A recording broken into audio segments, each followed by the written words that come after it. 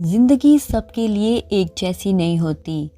कोई इंसान 20,000 कमाकर भी खुश रहता है तो कोई 50,000 कमाकर भी खुश नहीं होता। जिंदगी को कोसना और हालात पर थोपना तो बहुत आसान होता है और इस दुनिया में ज़्यादातर लोग यही करते हैं।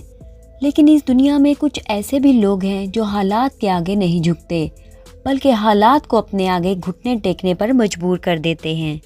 ऐसे बहुत से लोग हैं जो बहुत गरीब होने के बावजूद आज करोड़ों रुपयों के मालिक बन चुके हैं। आज की इस वीडियो में एक ऐसे बच्चे की कहानी आपको बताएंगे जिसने अपने दम पर खड़ी कर दी 22 लाख करोड़ की कंपनी। जी हाँ, 22 लाख करोड़। Louis Vuitton. जी हाँ, आप सोच रहे होंगे कि ये तो एक कंपनी है। दरअसल ये एक कंपनी भी है और एक इंसान भी। लेकिन इस कंपनी के मालिक के पास बचपन में अपना सर ढकने के लिए एक छत तक नहीं थी। दोस्तों, हम लोग जब किसी कामयाब इंसान को देखते हैं तो उसकी शोहरत, बुलंदी और मुकाम को देखते हैं, लेकिन उस मुकाम तक पहुंचने के लिए वो जिन मुश्किलात से गुजरता है उसके बारे में बहुत कम लोग ही जानते हैं। आज लुई विटॉन की ज़िंदगी की स्ट्रगल जानने के लिए चलिए वक्त में थोड़ा पीछे चलते हैं। दोस्तों, ये बात है 18वीं सदी की, जब एक बच्चा जिसके पास ना घर था ना खाने के लिए खाना, उसके पास अगर कुछ था तो बस ख्वाब, कामयाबी और शोहरत की बुलंदी के ख्वाब। जिंदा रहने के लिए खाना चाहिए और खाने के लिए पैसा, और पैसे कमाने के लिए लुई कारीगरों और आर्टिस्टों के साथ काम किया करता था। उसमें उसे पैसे तो सिर्फ इतने ही मिलते थे कि बस उसमें 2 वक्त की रोटी का इंतजाम हो सकता था। लेकिन वहाँ से उसे वो हुनर मिला जिसकी बदौलत उसने आज ये $1 बिलियन की कंपनी खड़ी कर दी। लुई विटॉन का जन्म 4 अगस्त 1821 को फ्रांस के आंचाई के करीब एक फैमिली में हुआ। उनके वालिद किसान थे और माँ हैट्स यानी के टोपियाँ बनाती थी।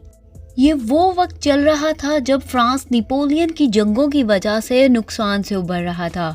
लड़ाइयों की वजह से सभी किसानों के हालात खराब हो चुके थे और विटॉन खानदान भी इन्हीं में से एक था। और इसी वजह से लुई को बचपन से अपने वालिद के साथ मजदूरी करनी पड़ती थी। वो सुबह से शाम तक खेत में काम करता था, जानवर चराता और लकड़ियां इकट्ठी करता था। लेकिन ये सब इतना परेशान कुन नहीं था।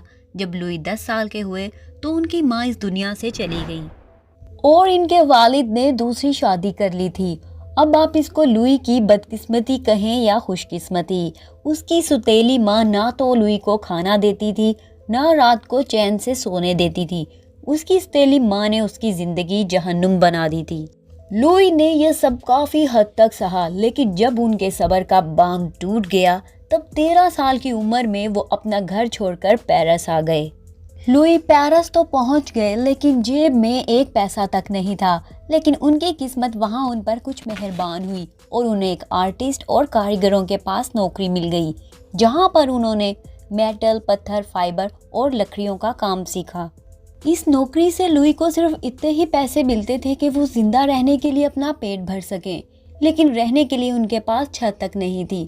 वो रात अपने ऊपर कंबल ओढ़कर लकड़ियों पर गुजारते थे, लेकिन बहुत जल्द उनका वक्त बदलने वाला था, क्योंकि इंडस्ट्रियल रेवोल्यूशन की वजह से पेरिस में शुरुआत हुई थी रेल की, जिसकी बदौलत ट्रैवल करना अब बहुत आसान हो चुका था। लोग ट्रेन में बहुत ज़्यादा ट्रैवल कर रहे थे, लेकिन एक प्रॉब्लम अभी भी हो रही थी। वो थी सामान को लेकर जाने की, क्योंकि लोग ट्रेन में पेंटिंग्स, कपड़े, फर्नीचर जैसे सामान को ले जाया करते थे और लोगों की ये प्रॉब्लम कारीगरों के लिए एक बहुत बड़ा मौका थी। लुई को भी अपने लिए एक बहुत बड़ा मौका दिखाई दिया। वो कई तरह की कारीगरी जानते थे, जैसे कि लकड़ी, मेटल, पत्थर, लेकिन इन्हें सिर्फ एक मौके की तलाश थी और इन्हें वो मौका दिया मॉन्सेर मार्शल ने। मॉन्सेर ने लुई को अपनी दुकान पर कारीगर के तौर पर नौकरी दे दी। वहाँ पर भी इन्हें पैसे तो कुछ खास नहीं मिल रहे थे, मगर वो कहते हैं ना, जब तक हीरा घिसेगा नहीं तब तक चमकेगा कैसे। बस फिर लुई वहाँ अपने हीरे चमकाने में लग गए। उनकी मेहनत वहाँ रंग भी लाई और बहुत जल्द वो मॉन्सेर के क्लाइंट्स के पसंदीदा बॉक्स मेकर बन गए। लुई का वक्त अभी बहुत अच्छा चल रहा था और शोहरत रुकने का नाम नहीं ले रही थी, और जल्द ही वो इतने फेमस हो गए कि फ्रांस की महारानी ने उन्हें अपना निजी बॉक्स मेकर बना लिया।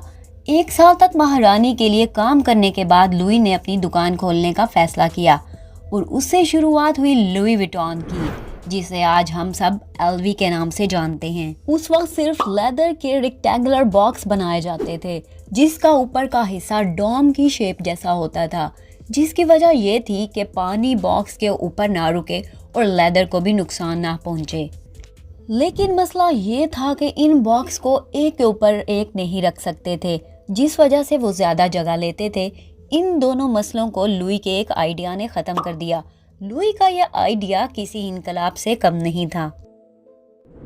उन्होंने लेदर की जगह कैनवस का इस्तेमाल करना शुरू कर दिया, जो कि लेदर के मुकाबले हल्का, पायदार और सबसे ज़्यादा वाटरप्रूफ था, और इससे बॉक्स को रेगुलर शेप में बनाना शुरू कर दिया और इसको लोग एक के ऊपर एक भी रख सकते थे, और इसके अलावा वो देखने में काफ़ी मॉडर्न और फैंसी भी लगते थे। लुई के इस आइडिया ने उनकी ज़िंदगी बदल कर रख दी थी और महज 2 सालों के अंदर अंदर लोगों के बीच लुई विटॉन के बैग आम हो चुके थे। अब लुई ने बॉक्स से आगे बढ़कर हैंडबैग बनाने का सोचा। उस वक्त के हैंडबैग लोगों के लिए किसी मुसीबत से कम नहीं थे, लोग मजबूरी के तहत उनको इस्तेमाल करते थे। लेकिन लुई को यकीन था कि वो कुछ शानदार बना सकते हैं। उनके बैग क्योंकि कैनवस के होते थे और उन्होंने उसी का फ़ायदा उठाया और कैनवस पर नए और एलिगेंट डिज़ाइन बनाना शुरू कर दिए, और उनके इस आइडिया ने लोगों की सोच को बदल कर रख दिया। और फिर लेडीज़ ने अपने हैंडबैग को अपने कपड़ों के साथ मैच करना शुरू कर दिया। सब कुछ बहुत अच्छा चल रहा था, मगर लुई अभी भी कुछ नया करना चाह रहे थे। ऐसे में लुई ने अपने बेटे जॉर्ज की हेल्प ली। लुई की तरह जॉर्ज का आइडिया भी बहुत बेहतरीन था। जॉर्ज ने बॉक्स पर लॉक लगाने का आइडिया अपने वालिद को दिया। अब आप सोच रहे होंगे कि बॉक्स पर लॉक लगाने का आइडिया इतना बेहतरीन क्यों हो सकता है, क्योंकि उससे पहले बॉक्स पर लॉक नहीं हुआ करता था। जॉर्ज ने लॉक के साथ बैग पर पैटर्न बना दिया, जिससे वो एक खजाने की तरह दिखाई देता था, और साथ ही साथ सामान चोरी होने का डर भी खत्म हो गया। और इसके बाद लुई विटॉन के बैग दुनिया भर में फेमस हो गए। लेकिन कहते हैं ना, वक्त हमेशा एक जैसा नहीं रहता, और अब लुई का वक्त फिर से बदल रहा था। फ्रैंको-प्रुसियन वार की वजह से लुई का काम बंद हो चुका था और उन्हें अपने घर को छोड़कर वापस शहर जाना पड़ गया। लुई एक बार फिर से बेघर हो गए, लेकिन इस बार वो अकेले नहीं थे। इस बार उनके साथ उनकी फैमिली थी। बाकी के रिफ्यूजीज के साथ वो एक बहुत तंग जगह पर रहने लगे, जहाँ पर खाना भी सही से नहीं मिल रहा था। जब लड़ाई खत्म हुई तो वो अपनी फैमिली के साथ वापस अपने घर आ गए, लेकिन उनका सारा सामान चोरी हो चुका था और वर्कशॉप बिल्कुल बर्बाद हो चुकी थी। लुई ने अपनी सेविंग से वर्कशॉप को सही किया और दुकान के लिए नई जगह ढूंढनी शुरू कर दी। वॉर की वजह से प्रॉपर्टी के रेट काफी नीचे आ चुके थे, जिससे लुई को दुकान शहर के अंदर काफी सस्ते रेट में मिल गई और दुकान खोलने के महज 6 महीनों के अंदर लुई का सारा काम वापस पटरी पर आ गया। लुई को काम सिर्फ पटरी पर लाना नहीं था, बल्कि उसको तेजी से चलाना भी था। इसलिए लुई ने टेक्नोलॉजी को इस्तेमाल करने का सोचा और अपने बैग पर पैटर्न प्रिंट करने शुरू कर दिए, जिससे वो अपने कॉम्पिटिटर से 2 कदम आगे निकल गए। इनके इस नए डिज़ाइन ने मार्केट में धूम मचा दी थी और लुई को न सिर्फ अपने मुल्क से बल्कि दूसरे मुल्कों से भी ऑर्डर मिलने लग गए। ये सब देखते हुए लुई ने अपना एक शॉप लंदन में भी खोल दिया और इसके साथ शुरुआत हुई लुई विटॉन के वर्ल्ड वाइड बिजनेस की। उस वक्त लुई एक वाहिद ऐसे डिज़ाइनर थे जिनके प्रोडक्ट्स अपने मुल्क से लेकर दूसरे मुल्कों के अमीर लोगों के घरों में पाए जाते थे। इसीलिए लुई का सामान आसानी से खरीदने के लिए कंपनी ने कैटलॉग बनाने का सोचा, लेकिन उसी साल उनकी डेथ हो गई। मौत के वक्त उनकी उम्र 72 साल थी और आज तक उनकी मौत की वजह किसी को नहीं पता। लुई की मौत के बाद उनके बेटे जॉर्ज ने कंपनी संभाली और उन्होंने अपने वालिद की याद में एलवी का वो मोनोग्राम जारी किया जिसे हम आज सभी देखते हैं। लुई विटॉन तो मर गए, लेकिन उनकी बनाई कंपनियां आज लग्जरी फैशन की फहरिस्त में पहले नंबर पर आती हैं, जिसकी मार्केट वैल्यू $30 बिलियन से भी कहीं ज्यादा है। तो ये कहानी थी कि कैसे लुई विटॉन ने इतनी बड़ी कंपनी खड़ी की।